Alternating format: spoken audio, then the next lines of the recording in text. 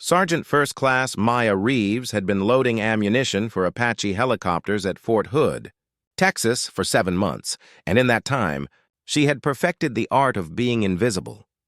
She arrived at the flight line before dawn each morning, when the air was still cool and the helicopters sat silent in their revetments like sleeping predators. She would check her work orders, gather the required ammunition, 30mm cannon rounds, Hydra rockets, Hellfire missiles, and methodically load each aircraft according to the mission profile. It was repetitive work, physical work, the kind of work that didn't require much thought once you knew the procedures. Maya could load an Apache in her sleep at this point, remove the safety pins, open the ammunition bays, carefully seat each round in the feed system, close everything up, reinstall the pins, document the load. 4 Apaches every morning. Sometimes 6 if the unit had a big training exercise. Day after day, week after week, month after month. The pilots rarely spoke to her. They would show up for their pre-flight briefings, walk around their aircraft doing inspections, then climb into the cockpits without acknowledging the woman who had just spent an hour loading several thousand pounds of ordnance onto their helicopter. Maya didn't mind. She preferred being invisible. It meant no one asked questions. No one looked too closely. No one noticed the things she worked very hard to keep hidden. She was 31 years old, average height, with brown hair she kept in a tight bun and brown eyes that revealed nothing. She was strong. Loading ammunition required significant upper body strength, but not in an obvious way. She looked like 1,000 other female soldiers, competent, professional, unremarkable, which was exactly the point. Maya had joined the Army 13 years ago, right out of high school in Phoenix, Arizona. She had enlisted as an ammunition specialist, thinking it would be a safe, technical job that would pay for college. And for the first few years, it had been exactly that. Then everything changed. Now, 7 months into her assignment at Fort Hood, Maya went through the motions of her job while trying not to think about the past. She loaded ammunition, filled out paperwork, attended mandatory training, and kept her head down. This morning was no different. Maya arrived at the flight line at 0500, signed in with the duty officer, and began gathering ammunition for the first Apache on her list. The helicopter belonged to Bravo Company 1st Battalion, 227th Aviation Regiment, call sign Ghost Rider. She was halfway through loading the 30mm ammunition when she heard footsteps approaching. Maya didn't look up. Pilots and crew chiefs walked past her position all the time. "Morning," a male voice said. Maya glanced up briefly, just long enough to register an Army warrant officer in a flight suit. Chief Warrant Officer 3, based on the rank insignia. Probably the pilot for this Apache. "Morning, sir," Maya replied, returning her attention to the ammunition feed. "I'm Marcus Webb. I'll be flying this bird today." Maya nodded, but didn't offer her name. She had learned that the less information she volunteered, the fewer conversations she had to have. Webb didn't seem bothered by her lack of response. "Big exercise today. We're doing close air support scenarios for the infantry guys. Should be interesting." "Yes, sir." Maya finished seating the last round of 30mm ammunition and moved to the Hydra rocket pods. Each Apache carried 19 rockets in a pod mounted on each wing. She had to inspect each rocket, verify the lot numbers, and ensure they were properly secured. Webb watched her work for a moment. "You've been doing this for a while, huh? You're really efficient." 7 months at this duty station, sir. Longer in the career field? Shows. Most armorers I've worked with are good, but you're exceptional. Everything's perfect. Documentation, load configuration, safety procedures. Your last unit taught you well. Maya felt a small surge of anxiety. She didn't like people paying too much attention to her work. "Just following the technical manuals, sir. Still, it's impressive." Webb paused. "I don't think I've seen you around before." "You new to the battalion?" "Relatively, sir. Transferred in from Fort Drum in March. New York to Texas. That's quite a change. Why'd you transfer?" Maya had prepared for this question. She had a story ready, rehearsed, and believable. "Family reasons, sir. My mom lives in Austin. She's not doing well, so I requested a compassionate reassignment. It wasn't entirely a lie. Her mother did live in Austin, and she wasn't in the best health. But that wasn't the real reason Maya had requested the transfer. The real reason was classified at a level so high that most soldiers didn't even know it existed. Webb nodded sympathetically. "Sorry to hear about your mom. Well, welcome to the unit. If you need anything—" He stopped mid-sentence. Maya had reached up to adjust one of the rocket pods, and her sleeve had ridden up slightly, exposing her left forearm. She realized her mistake immediately and pulled the sleeve back down. But it was too late. Webb had seen the tattoo. It was small, no bigger than a quarter, located on the inside of her left forearm where it was normally covered by her uniform. The design was simple. A black circle with 3 small lines radiating from the center, like a stylized sun or compass rose. To most people, it would look like a random geometric design. Nothing special, nothing remarkable, but Chief Warrant Officer Marcus Webb wasn't most people. Maya watched his expression change. The casual friendliness disappeared, replaced by something else. Recognition, understanding, and something that looked like shock. "That tattoo," Webb said quietly, his eyes fixed on her arm. "Where did you get it?" "It's just a tattoo, sir. Got it years ago." "That's not just a tattoo." Webb's voice had dropped to barely above a whisper. "That's a night shadow mark." Maya felt her heart rate spike. She forced herself to stay calm, to keep her expression neutral. "I don't know what you're talking about, sir." Webb looked around quickly, checking if anyone was within earshot. The flight line was relatively empty this early in the morning, but he still kept his voice low. "Sergeant, I'm sorry, I don't know your name." "Reeves. Maya Reeves. Sergeant Reeves, I need you to be straight with me. Are you Night Shadow?" Maya stared at him, her mind racing. Night Shadow was a classified special access program, so compartmentalized that even knowing the name required a top-secret clearance with special authorization. The fact that Webb recognized the tattoo meant he either had that clearance or he had encountered Night Shadow operators before. "Sir, I can't discuss—" "I was Night Shadow," Webb interrupted. 3 years operating in Syria and Iraq. I flew infiltration missions for the program. Pilot call sign was Wraith. If you're really Night Shadow, you'll know what that means. Maya studied him carefully. Webb was about 35, with the weathered look of someone who had spent years in combat. His eyes were sharp, intelligent, and at the moment, completely serious. She made a decision. If Webb was lying, she would know soon enough. And if he wasn't lying, then he was one of maybe 50 people in the entire military who knew what Night Shadow really was. "The wraith flies where angels fear to tread," Maya said quietly, reciting the authentication phrase she had been taught years ago. "Silent wings, hidden purpose." Webb's eyes widened. "Jesus Christ. You are Night Shadow." He ran a hand through his hair. "What the hell are you doing loading ammunition at Fort Hood? You should be—" He trailed off, seeming to realize mid-sentence that he shouldn't say where she should be. "It's complicated, sir." "I bet it is." Webb looked at her with new understanding. "How long have you been out of the program?"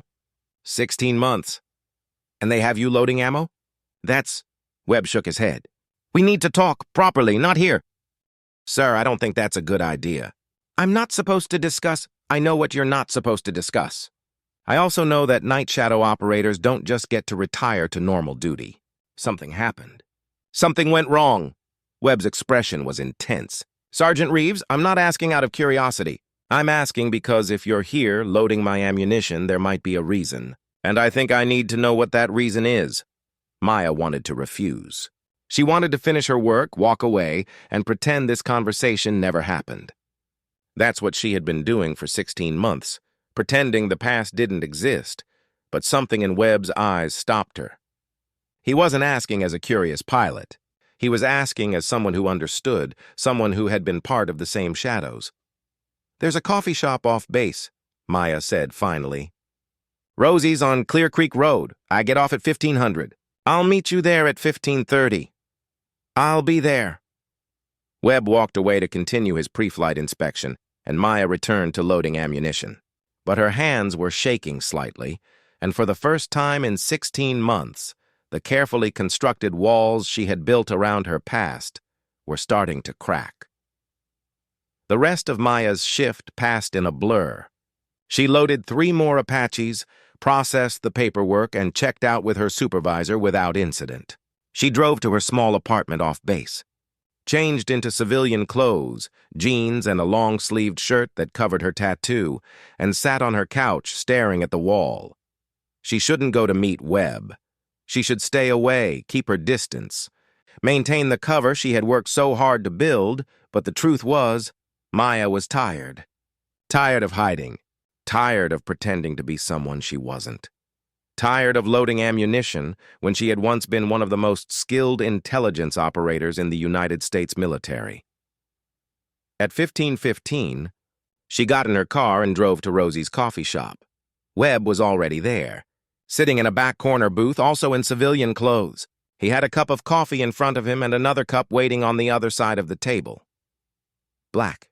2 sugars," Webb said as Maya sat down. "Figured that was a safe bet for a soldier." "Close enough." Maya took a sip. It was actually too sweet. She normally took her coffee black, but she appreciated the gesture. They sat in silence for a moment, sizing each other up. "So," Webb said finally, "you want to tell me what happened?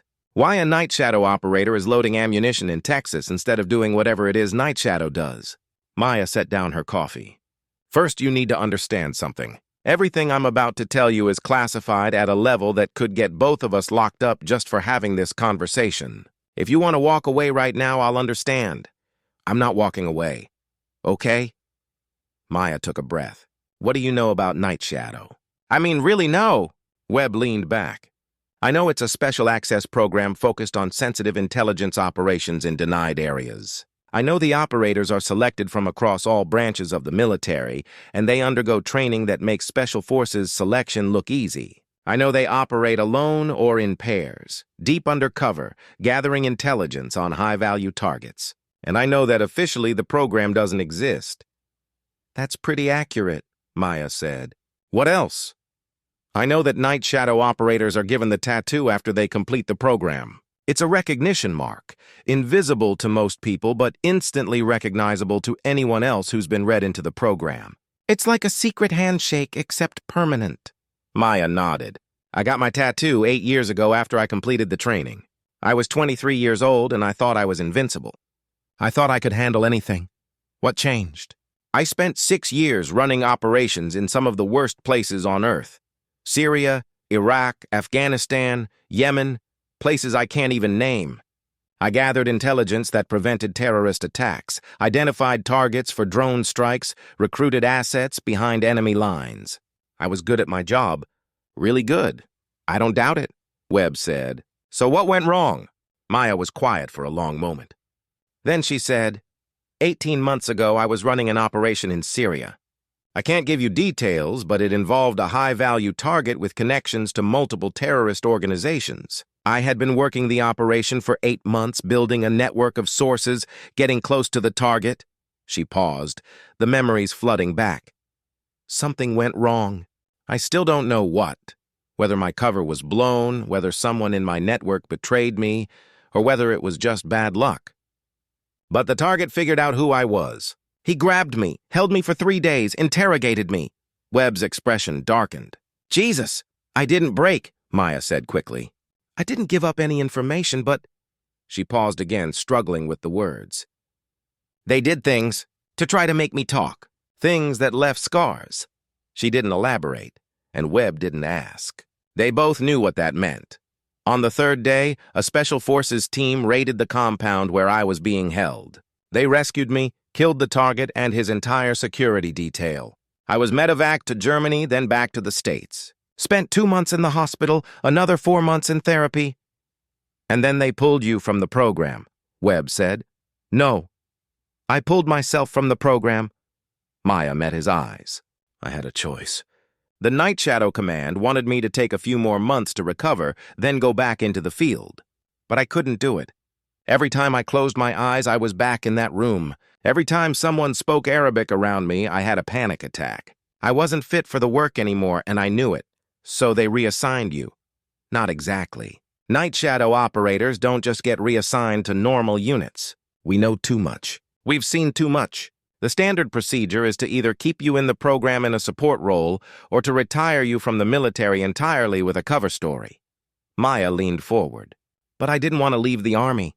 Despite everything, I still wanted to serve. So I made a deal.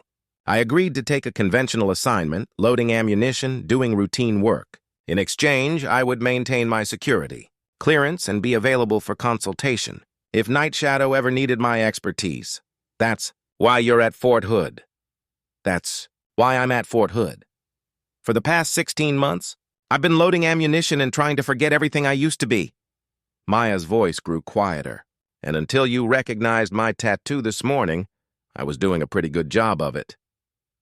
Webb was silent, processing what she had told him. Then he said, "Maya, can I call you Maya?" "Sure. Maya, I need to tell you something." "Something I learned this morning during the mission briefing." Webb glanced around to make sure no one was listening. There's been chatter. Intelligence chatter about a potential threat to Fort Hood. Something big. Something that involves the same networks you were tracking in Syria. Maya felt a chill run down her spine. What kind of threat? I don't have all the details, but the battalion intelligence officer mentioned something about a possible attack on the flight line. They're taking it seriously enough that we're increasing security and changing our procedures. And you're telling me this because I think the reason you're here, the reason Night Shadow placed you at Fort Hood, loading ammunition on the flight line, might not be random. I think they put you exactly where you needed to be. Maya stared at him. You think this is an active operation? That I'm not retired, I'm just positioned? I don't know. But your training, your experience, your skills, they don't just disappear because you're loading ammo. And if there really is a threat to the flight line, having someone with your background right there, every single day, watching everything. Webb trailed off meaningfully. Maya's mind was racing. Could he be right? Had Night Shadow placed her at Fort Hood intentionally, knowing that something was coming? Or was Webb reading too much into a coincidence? I need to make a phone call, Maya said, standing up. There's someone I need to talk to. Who? My former handler. If this is an active operation, he'll know. And if it's not, Maya paused. Then I need to figure out what the hell is going on. Webb stood as well. Maya, be careful. If there really is something happening, you could be in danger. The kind of people who figured out who you were in Syria, they have long memories. I know, Maya said. Believe me, I know. She left the coffee shop and drove to a secure location. She had memorized during her Night Shadow training a payphone outside a gas station 20 miles from Fort Hood. She dialed a number she hadn't called in 16. Once a voice answered on the third ring. Who is this? Cipher 7, Maya said, using her old operational call sign. I need to speak to Control, now. There was a long pause. Then, stand by. 90 seconds later, a different voice came on the line. Male, 50s, with the calm authority of someone who had been running clandestine operations for decades. Cipher 7, I was wondering when you'd call. Sir, Maya said, her heart pounding. I need to know, am I really retired? Or is Fort Hood an active placement? Another pause. Then her former handler said something that made Maya's blood run cold. Fort Hood was always an active placement, Cipher 7. We've been waiting 16 months for the target to make his move. And based on the latest intelligence, that move is happening in the next 72 hours. Welcome back to Night Shadow. You're operational again. Part 2. The hunter returns Maya stood at the payphone for a full 30 seconds after her handler hung up, trying to process what she had just heard. Operational again. For 16 months. She had convinced herself that she was done with Night Shadow, that she was just a regular soldier, loading ammunition and trying to heal from her trauma. She had built a new identity, a new life, a safe routine. It had all been a lie. Night Shadow had placed her at Fort Hood intentionally. They had known that someone from her past, someone connected to the target who had captured and tortured her in Syria, was planning an attack on the base. They had positioned her exactly where she needed to be to stop it. And they hadn't told her. Maya felt a surge of anger. They had manipulated her, used her trauma as cover, let her think she was recovering when really she was just being positioned for another operation. Part of her wanted to walk away, to refuse the mission, to finally escape the shadows. But a larger part of her, the part that had been trained to hunt enemies in the darkest corners of the world, was already shifting into operational mode. Analyzing the threat, planning her next moves, preparing to do what she did best. She got back in her car and drove to a storage unit on the outskirts of Killeen, Texas. She had rented it under a false name when she first arrived at Fort Hood, following procedures she had learned in training. Inside were items from her operational days that she had been unable to completely abandon. A secure laptop, a burner phone, encrypted hard drives, and a small safe containing cash, fake IDs, and a Glock 19 with 3 magazines. Maya opened the laptop and logged into the secure communication system. A message was waiting from her handler. Target: Rashid Al-Qadir, Syrian national, age 42. Explosives expert and facilitator for multiple terrorist organizations. Al-Qadir was the number 2 in the organization you infiltrated in Syria. When you were rescued and his boss was killed, Al-Qadir went underground. We lost track of him for 16 months. 2 weeks ago, NSA intercepted communications indicating Al-Qadir entered the United States through the Mexican border. Further intercepts suggest he's planning a major attack on a U.S. military installation as revenge for the Syria raid. We believe Fort Hood is the target, specifically the aviation flight line. Your mission: identify Al-Qadir, determine his operational plan, and neutralize the threat before he can execute. You are authorized to use any means necessary. Support assets are available if needed, but this is primarily a singleton operation.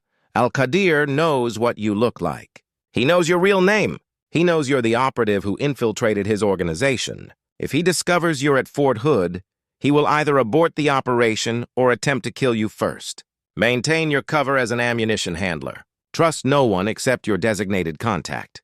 Your contact is Chief Warrant Officer Marcus Webb, callsign Wraith. He has been read into this operation and will provide aviation support if needed. Time is critical. We estimate Al-Qadir will execute his attack within 72 hours. Stop him! Control out! Maya read the message 3 times, committing every detail to memory. Then she deleted it and closed the laptop. Rashid Al-Qadir. She remembered him from the intelligence files she had studied in Syria. He was smart, ruthless, and patient. If he was planning an attack on Fort Hood, it would be sophisticated and devastating. She thought about the flight line, about the dozens of Apache helicopters worth millions of dollars each, about the hundreds of soldiers who worked there every day. An attack during a major training exercise when the flight line was crowded with aircraft and personnel could kill dozens and destroy critical assets. Maya checked her watch. It was 1600 hours. She had less than 3 days to find Al-Qadir and stop whatever he was planning. She secured the storage unit and drove back toward the base, her mind already working through the possibilities. Where would Al-Qadir position himself to observe the flight line? How would he smuggle in explosives? Did he have help on the inside? Her phone buzzed. A text from an unknown number. Coffee shop. 20 minutes. Webb. Maya changed direction and headed back to Rosie's. When she arrived, Webb was waiting in the same corner booth, looking tense. "I got read into the operation officially," Webb said as soon as Maya sat down. "Control briefed me 2 hours ago. Gave me the full picture. Then you know we're running out of time." "I know. I also know that Al-Qadir tortured you in Syria. Control told me you might refuse the mission because of the personal connection." Maya shook her head. "I'm not refusing. Al-Qadir is planning to kill American soldiers. Soldiers I work with every day. I'm not going to let that happen. Even though facing him again means confronting everything that happened in Syria? Especially because of that," Maya said quietly. "I've spent 16 months running from that experience, trying to pretend it didn't happen. Maybe it's time to face it head on." Webb studied her. "You're sure about this?" "I'm sure." "Okay, then let's talk tactics. I've been flying over the area around Fort Hood for the past few hours, looking for anything suspicious. There are a dozen locations with a clear line of sight to the flight line, perfect for surveillance or a remote detonated device. Al-Qadir is an explosives expert," Maya said. "He's not going to use a simple car bomb or suicide vest. He'll want something sophisticated, something that maximizes casualties and damage. Probably vehicle-borne or multiple devices coordinated for maximum effect. What about inside help? Could he have recruited someone on the base? It's possible. Al-Qadir is a skilled recruiter. He knows how to identify vulnerable people and exploit them. Maya thought about the dozens of soldiers she worked with every day. We need to look at anyone who has access to the flight line. Anyone with financial problems, personal issues, anything that might make them susceptible to recruitment. That's going to be a lot of people. I know, but it's where we start. Maya paused. There's something else. Control said Al-Qadir knows what I look like. If he's been conducting surveillance of the flight line, and he would have to in order to plan the attack, he might have already seen me. Webb's expression darkened. Which means he knows you're here, and he knows your night shadow. Right. Which gives him two options.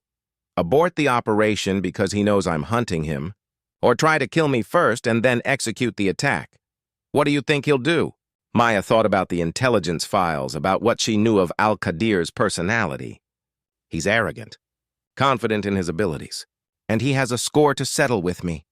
I infiltrated his organization, got close to his boss, and was responsible for the raid that killed dozens of his people. He's not going to abort. He's going to come after me. That's actually good news, Webb said. How so? Because if he comes after you, he reveals himself. We can turn this into a trap, use you as bait to draw him out. Maya nodded slowly. That's risky. If he gets to me before we get to him, we'll make sure that doesn't happen. I can provide air support. We can position ground teams near your location. We'll layer the security so that if he makes a move, we have him boxed in. It was a sound tactical plan, but Maya knew the risks. Al-Qadir was skilled at ambushes and had already captured her once. She would be putting herself in extreme danger. But it was also the fastest way to end the threat and protect the soldiers at Fort Hood. Okay, Maya said. Let's do it. The next morning, Maya reported to the flight line at her usual time. Everything appeared normal. Soldiers conducting pre-flight inspections, helicopters being prepped for the day's training, the steady rhythm of military operations. But Maya's awareness was heightened now. She studied every face, watched every vehicle, looked for anything out of place. She was back in operational mode, and it felt both terrifying and natural. As she loaded ammunition on the first Apache of the day, Webb approached. "Morning, Sergeant Reeves," he said formally, maintaining their cover relationship. "I wanted to check on the load configuration for today's mission." "Standard close air support load, sir," Maya replied, keeping her voice professional. 30mm ammunition, Hydra rockets, 2 Hellfires. Webb leaned closer, pretending to inspect the ammunition bay. "I've got eyes on 3 suspicious vehicles in the area around the base. Control is running the plates now. Also, we've identified 2 base employees with recent financial problems. Both have access to the flight line." "Names?"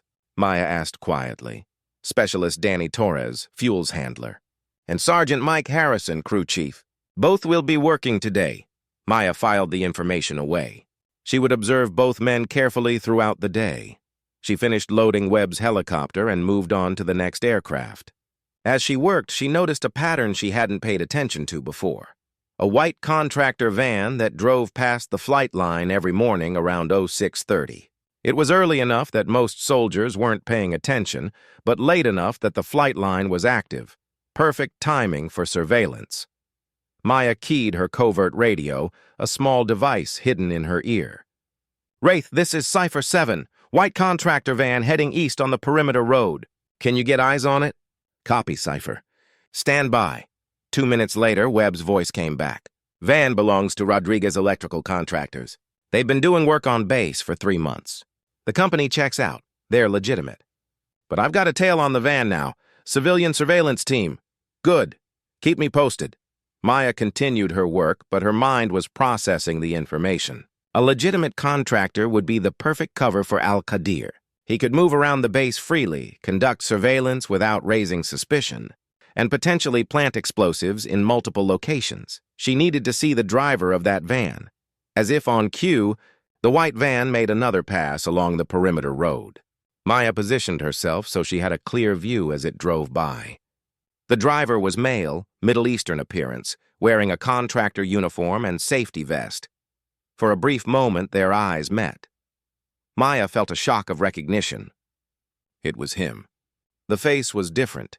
He had grown a beard and wore glasses, but she knew those eyes. She had seen them up close in Syria when he was interrogating her, when he was trying to break her, Rashid al-Qadir. He recognized her in the same instant. His expression changed from casual to alert, his body tensing. Then the van accelerated and disappeared around a corner. "Wraith, target confirmed," Maya said urgently into her radio. "White van, driver is Al-Qadir. He made me. He knows I'm here." "Copy. Surveillance team is following. All units converge on that vehicle." Maya dropped what she was doing and ran toward her government vehicle. She had to get to Al-Qadir before he disappeared, or executed whatever backup plan he had prepared. She jumped into the truck and took off, following the direction the van had gone. Her radio crackled with updates from the surveillance team. "Van is heading toward the south gate. He's not stopping. He just blew through the gate checkpoint." Al-Qadir was running, which meant one of two things.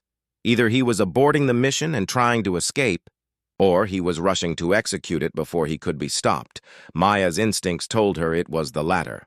"All units be advised," she said into the radio. "Al-Qadir is an explosives expert. That van could be a mobile bomb. Do not approach directly." She pushed the truck to its maximum speed, weaving through base traffic. Her mind was racing. If Al-Qadir had planned to attack the flight line, but now knew his cover was blown, he would try to do maximum damage before he was stopped. The flight line, with dozens of helicopters, hundreds of soldiers. "Wraith, get everyone off the flight line now. Clear the area."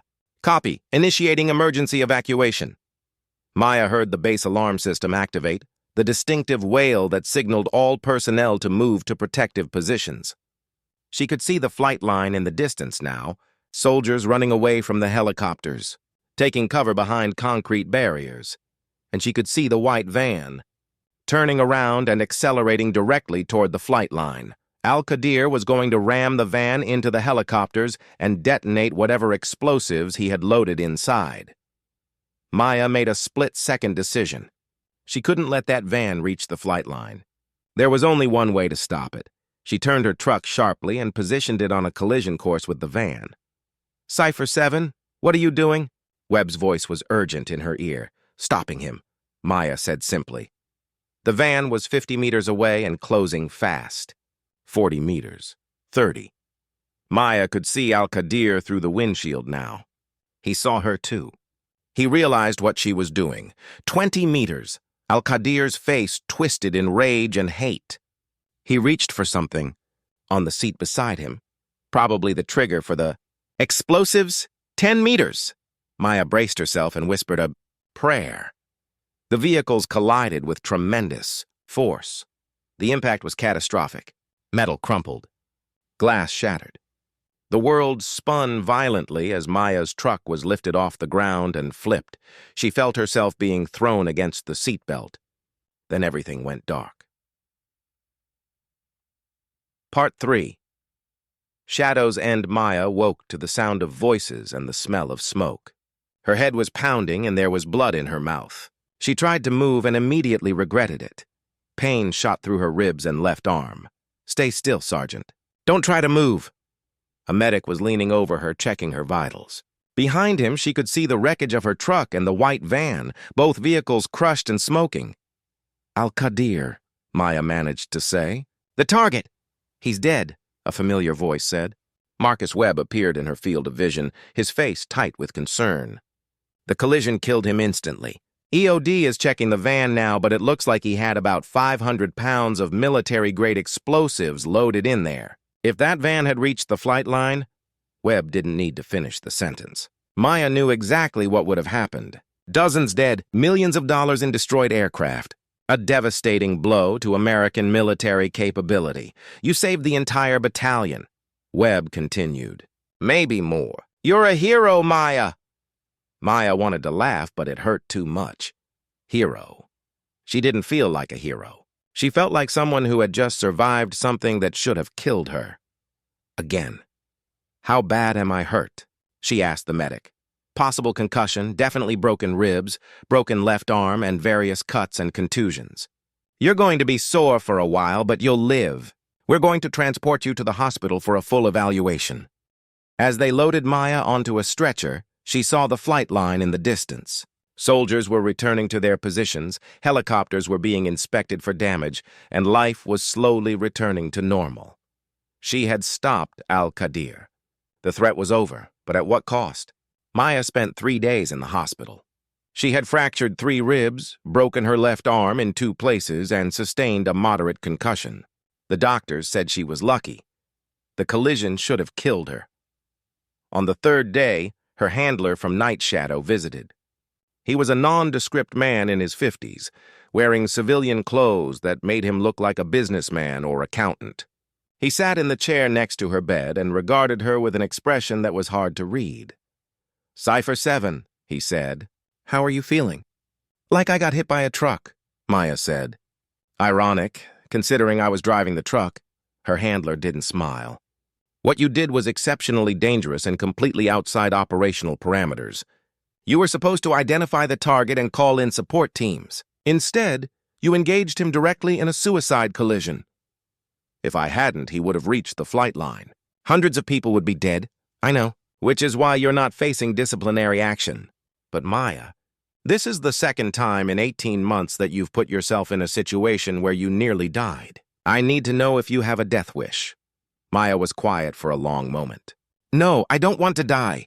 But I was trained to complete the mission whatever the cost. That's what Night Shadow taught me. That's what you taught me. We taught you to be smart, to be careful, to maximize your effectiveness while minimizing risk. Ramming a van full of explosives isn't smart or careful. It was necessary." Her handler sighed. "Perhaps. But it raises questions about whether you're fit for operational duty. Night Shadow needs operators who can think clearly and make rational decisions. Operators who aren't driven by trauma or a need to prove something." "Is this another evaluation?" Maya asked. "Are you pulling me from the program again?" "I don't know yet." "That's going to depend on you." He leaned forward. "Maya, you're one of the most naturally talented intelligence operators I've ever worked with. Your instincts are exceptional, your language skills are outstanding, and your ability to build trust with sources is unmatched. But talent isn't enough. You need to be psychologically stable and emotionally balanced. And right now, I'm not sure you are." Maya wanted to argue, but she knew he was right. She had been operating on anger and adrenaline, driven by a need to prove she wasn't broken, that she could still do the job. "What happens now?" she asked. "Now you recover, physically and mentally. You're going to spend the next 6 months in therapy, real therapy, not the abbreviated version you did after Syria. You're going to work through your trauma with a professional who understands what you've been through. And when you're ready, when both you and the therapist agree you're ready, we'll talk about your future with Night Shadow. And if I'm never ready," her handler's expression softened slightly, "then you transition out with honor and our gratitude. Night Shadow isn't forever, Maya. Eventually everyone leaves the shadows. The question is whether you leave on your feet or in a box." Over the next few months, Maya did exactly what her handler had ordered. She attended therapy twice a week with a psychologist who had clearance to hear about classified operations. She worked through her memories of Syria, of the torture, of the fear and helplessness she had felt. It was painful. There were days when Maya wanted to quit, to walk away, to pretend everything was fine. But she kept going. Marcus Webb visited her regularly during her recovery. They had become genuine friends, 2 people who had served in the shadows and understood the costs of that service. "You know," Webb said during one visit, "I've been thinking about what you said. About how Night Shadow taught us that the mission comes first, whatever the cost. Yeah, I think that's wrong. I think the people come first. The soldiers we protect, the innocents we save, the families who get their loved ones back, they're what matters. The mission is just the vehicle for protecting people." Maya considered this. "You might be right. I spent so much time focused on completing objectives that I forgot why those objectives mattered. It's easy to lose perspective when you're in the shadows. Everything becomes about the mission, the target, the operation. You forget there's a world beyond the shadows, a world worth fighting for." Webb pulled out his phone and showed Maya a photo. It was of the Fort Hood flight line, taken the morning after Maya had stopped Al-Qadir. Dozens of soldiers were visible, working on helicopters, going about their duties. "Every single one of those people is alive because of what you did," Webb said. "That's not about completing a mission. That's about protecting people who matter." Maya stared at the photo, feeling something shift inside her. For the first time since Syria, she felt proud of what she had done instead of haunted by it. 6 months after the incident, Maya was cleared by her therapist to return to duty. Her handler flew to Texas to meet with her personally. "Cypher 7, he said, "your therapist says you've made remarkable progress. She believes you've worked through your trauma and are ready to return to operational status." "Does that mean I'm going back to Night Shadow?" Maya asked. Her handler shook his head. "Not in the field. Not anymore. But we have a different role in mind for you, something that might be a better fit." He pulled out a file and handed it to Maya. "We're expanding Night Shadow's training program. We need someone who can teach the next generation of operators, not just the technical skills, but the psychological aspects. How to stay human while operating in the shadows. How to process trauma. How to balance the mission with personal well-being. You want me to be an instructor? I want you to be more than that. I want you to be a mentor. Someone who can help new operators avoid the mistakes we made with you. Pushing too hard, deploying too often, not providing enough support. You've been through hell and come out the other side. That experience is valuable." Maya thought about this. She had spent years wanting to be in the field, to be operational, to be at the tip of the spear. But maybe Webb was right. Maybe the people mattered more than the missions. "What about the tattoo?" Maya asked, touching her left forearm. "Do I keep it?" "You earned it. It stays. But now it represents something different. Not just that you're Night Shadow, but that you survived it. That you came back from the darkness." Maya looked at the small circle with its radiating lines. For years she had hidden it, ashamed of what it represented. Now she saw it differently. It was a badge of honor, a symbol of survival, a reminder that she had been tested in the worst ways possible and had emerged stronger. "I accept," Maya said. "I'll be your instructor." Her handler smiled. "Good. You start in 3 months. That gives you time to finish your recovery and say goodbye to Fort Hood." On Maya's last day at the flight line, Marcus Webb flew one final mission. When he returned, he found Maya waiting by his Apache. "Thought you might want to do one last ammo load," Webb said with a grin. "For old time's sake." Maya laughed and shook her head. "I think I'm done loading ammunition, but I'll inspect your work." She walked around the helicopter, checking the systems, verifying the load configuration. Everything was perfect. The current armorer had learned well. "You're going to do great things as an instructor," Webb said. "Those new operators are lucky to have you. I hope so. I still can't believe this is happening. 18 months ago, I thought my career was over. Now I'm going to be training the next generation. That's how it works sometimes. The worst moments of our lives become the foundation for our greatest contributions." Webb paused. "Can I ask you something personal?" "Sure. Do you still have nightmares?" "About Syria?" Maya was quiet for a moment. "Sometimes, but not as often. And when I do, I remind myself that I survived. That Al-Qadir is dead. That I stopped him from killing hundreds of people. The nightmares don't control me anymore. That's good. That's really good."